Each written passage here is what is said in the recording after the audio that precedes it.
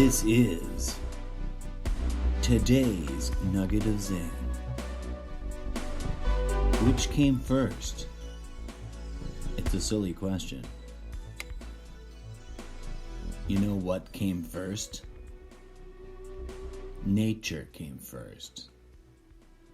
That which is the thing we call reality was here, doing its thing, long before we puny humans came up with weird and silly ideas about what it is supposed to be.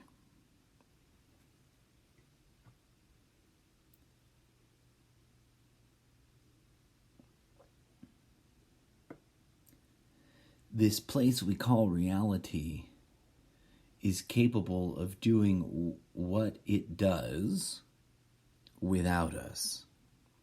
And yet, here we are.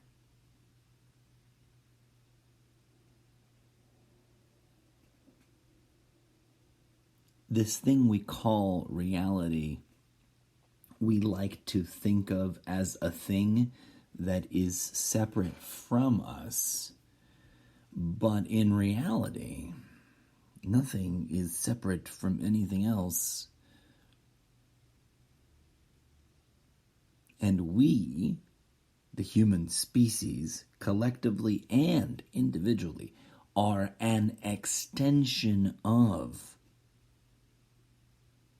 a fruit belonging to the natural flow of that which we call life in this experience we call reality.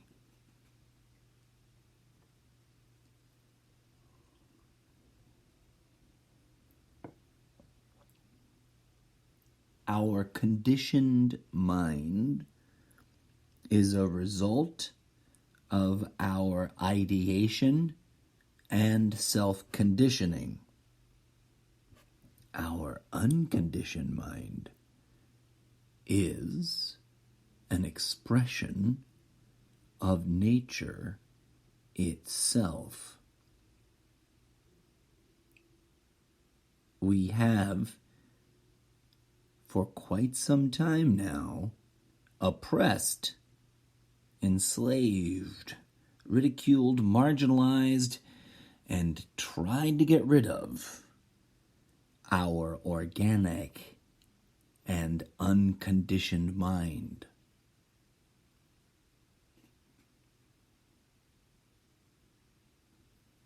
Arguably, this agenda has been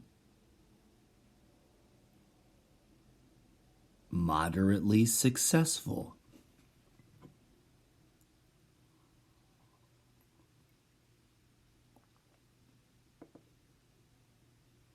In this time of self-enclosure, self-distancing, self-discipline, self-care, self-monitoring, self-awareness, and dare I throw into the list self-investigation, self-questioning, self-exploration. During this time of global shutdown, let us be present in ourselves and connect with, as clearly as possible, if I may humbly propose, as directly as possible, if I, again, may humbly propose, as unbiasedly and unprejudicedly and undogmatically and unideologically as possible, with the deep and true inner phenomena of the very activity of being, not of ideating or having ideas about being. That's all fine and good too. That's what I'm doing now. I'm sharing with you my deep, probative, questioning thoughts about being. But I'm pointing out, in doing so, that there is a place where we can engage with our being in the act of pure being that is, contemplative and, what's the word? Wordless, ineffable in a way. In other words, like it's next to impossible. It's extremely difficult to describe. But it is there, my friends, deep within, underneath, behind, previous to your everyday chitter-chatter chatbox monkey mind, the narrator in our heads telling us about the day that we're having as we're having it, behind all that, before all that, if we can set all of that down and go and be witness to the very central portion of our being, the very core, the very raw, unadulterated phenomena of just being consciousness.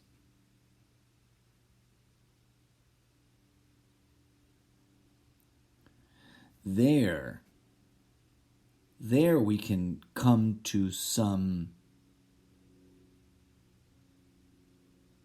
and I want to choose my words carefully here, some knowing, perhaps even some comprehension, some direct experiencing of that which is always sort of preeminent, and that is life itself. Life, the very driving, energetic force of consciousness, seeking what? Seeking the experience, seeking the phenomena of being life lived, living life, experiencing life lived. That's a fun sentence.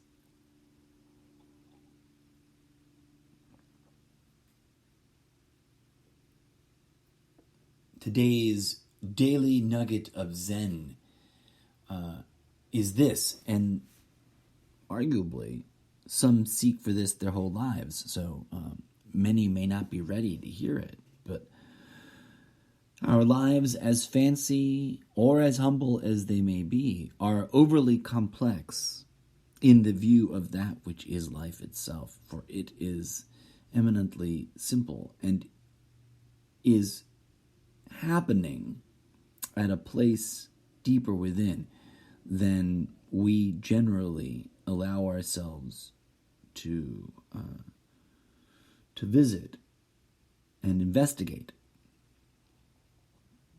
But if you look within, if you go there, if you go and sit in that inner sanctum with reverence and awe and respect and forgiveness,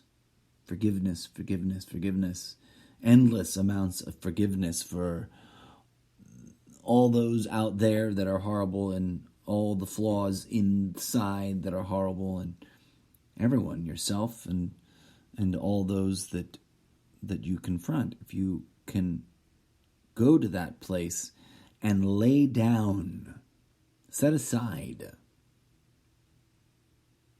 abdicate all the attachments, all the conditioning, you will proceed to a realm of experience that is resplendent with direct knowing of the nature of reality. And some of that knowing includes like a confirmational knowing that that which is going on around you is good at what it does. And people are generally sort of half-ass at being people. And that we are blessed and cursed in that we can be aware of our divinity or we can be blissfully ignorant of it. But we are indeed inseparable from that which we might call reality, and that which we can all collectively call reality is indeed divinity manifesting. And therein lies the sort of secret key is to connect with oneself in that way that we have diminished and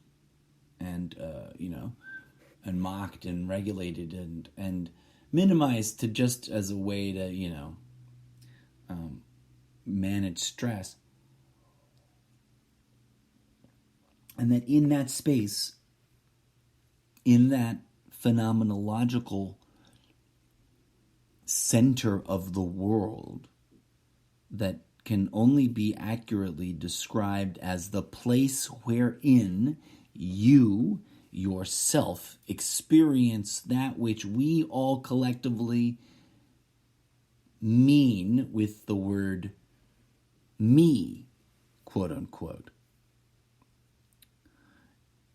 And that a deep and true and clear and accurate perceiving of that phenomena, sans all the scripting, all the conditioning, without all the baggage, that's a transformative experience, friends. And that is the experience pointed to by all things Zen and Buddhist-y and spiritual, etc.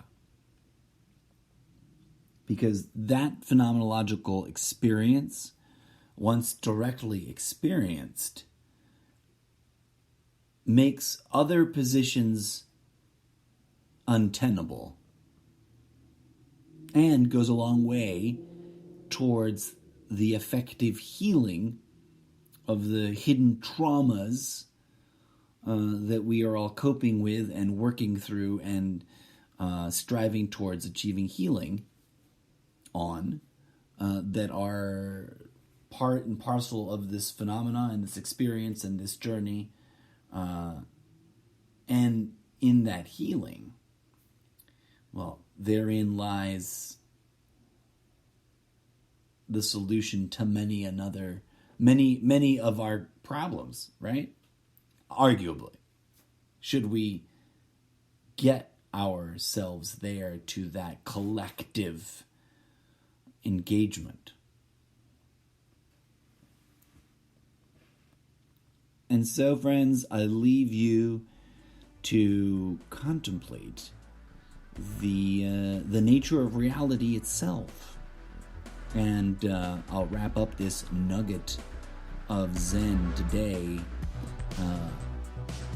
with the affirmation that, you are undoubtedly life itself, consciousness, the very brute force that we attribute to all of nature.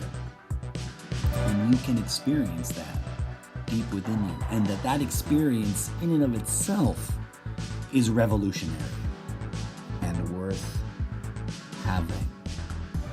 So make the time, take the time, create the time to meditate and enjoy the process.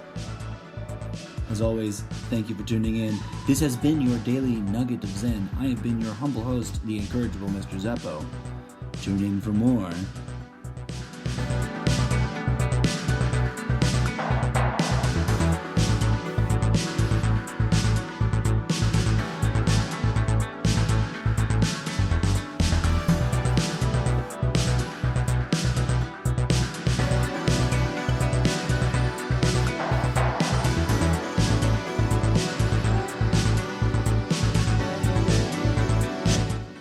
This airy dreamwave track is called Absurdly Dreamy Wave Functions.